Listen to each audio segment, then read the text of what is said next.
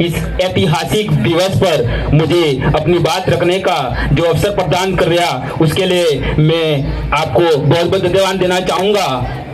साथियों, आज का जो ऐतिहासिक विश्व आदिवासी दिवस हम लोग मनाने जा रहे हैं, इसकी शुरुआत इस फ्लैश ब्लॉक में हमारे बीच में नहीं रहे भाई जगदीश सिंह पांडेर ने उसका आह्वान किया था। साथियों, एक बार मैं उनको दिल से जोहार धन्यवाद ज्ञापित करना चाहूंगा कि आपने इस फ्लैश ब्लॉक को जगाने का काम किया, आपने इस पूरे ब्लॉक को एक करने का काम किया। साथियों, मैं विभिन्न गांवों से पधारे हुए मेरे बीच में यहाँ पर आए हुए माता पिता, मेरे बड़े भाई, नारी शक्ति, युवा साथियों, आप सभी को धन्यवाद देना चाहूंगा कि आप लोग अपने इस ऐतिहासिक विश्व दिवस के मनाने के लिए यहाँ पर आए हैं। साथियों, ये आदिवासी दिवस न कि भारत में ही नहीं, पूरे विश्व भर में जहाँ जहाँ पर भी हमारे आदिवासी लोग रहते हैं वहाँ पर मना रहे हैं। साथियों, हमें गर्व होना चाहिए। मैं अपने आप को गौरवान्वित महसूस करता हूँ कि मैं इस समाज का हिस्सा हूँ जिस समाज ने पूरे विश्व भर में एक लोगों को, प्रकृति को बचाने का काम किया है, पर्यावरण को बचाने का किसी ने काम किया है, वो हमारा समाज है। साथियों, हमें गर्व होना चाहिए कि हम लोग इस समाज के हिस्सा हैं। साथियों, मैं आपको बता देना चाहता हूँ कि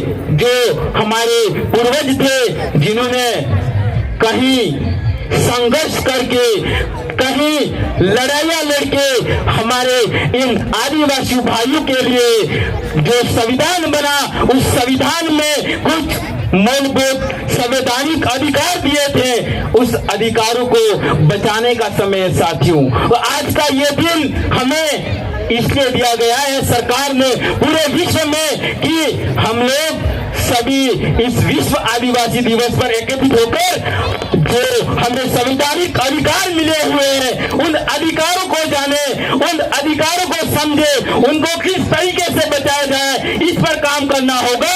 हम नहीं तो हम इसी तरीके से आदिवासी विश्व आदिवासी दिवस मनाते रहेंगे। पर जब तक हम लोग जो अधिकार मिले हुए हैं संविधान में, उनको बचाने का काम नहीं करेंगे तो हमारा ये विश्व आदिवासी दिवस मनाना व्यर्थ होगा। साथियों, इस बात को समझना होगा, क्योंकि आज जो हमारा समाज है, जो सभी का कल्याण करने वाला समाज है, फिर भी आज आजादी के कई वर्षों के बाद भी सबसे पिछड़ा हुआ समाज में गिना जाता है। इसके क्या कारण है, ये क्यों गिना जाता है, इस बात को समझने की जरूरत है। जब तक हम लोग इस बात को नहीं समझेंगे, तब तक हमारे समाज का कल्याण नहीं होगा। साथियों, हम लोग बात करते हैं कि हमारे समाज में आज भी जो मूलभूत सुविधाएं हैं, जैसे पानी, सड़क, आज भी हमारे लोगों को नहीं मिलते।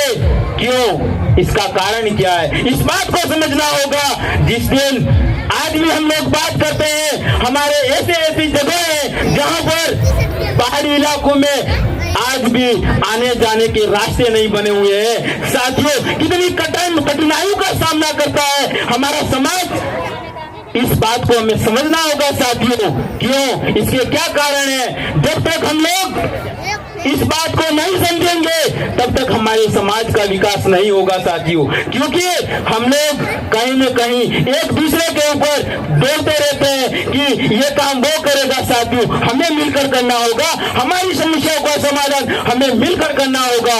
आज जब सब लोग यहाँ पर आते हो, उत्साहित होकर आते हो कि आज हमें कुछ सीख के जाएंगे, जब यहाँ जाने के बाद में जब हमारे गांव में कोई समस्या होती है तो हम लोग सब एक ही बात कहते हैं कि इस काम में नवरो कौन जाए, दियो हाथों में। जब हमारे गांव में कोई रास्ता बनता होगा तो हमारा हक बनता है कि हम उस ठेकेदार से बात करें, उन लोगों से बात करें कि वह बेहतर बनाइए। पर हम लोग नहीं, होता होगा, ठेकेदार है, करता होगा।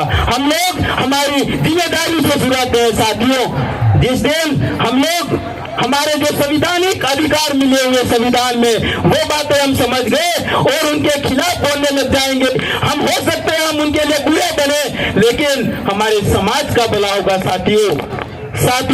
हमारे पास में काफी अच्छे वक्ता है। मैं समय ज्यादा नहीं लूंगा, मैं अपनी बात को विराम दूंगा। आप सभी को धन्यवाद देना चाहूंगा कि आपने मेरी बात को सुना। इसके लिए आप सभी को बहुत बहुत धन्यवाद। जय जोहार, जय आदिवासी, जय भी प्रदेश। धन्यवाद। बहुत बहुत धन्यवाद भाई सोमेश्वर जी।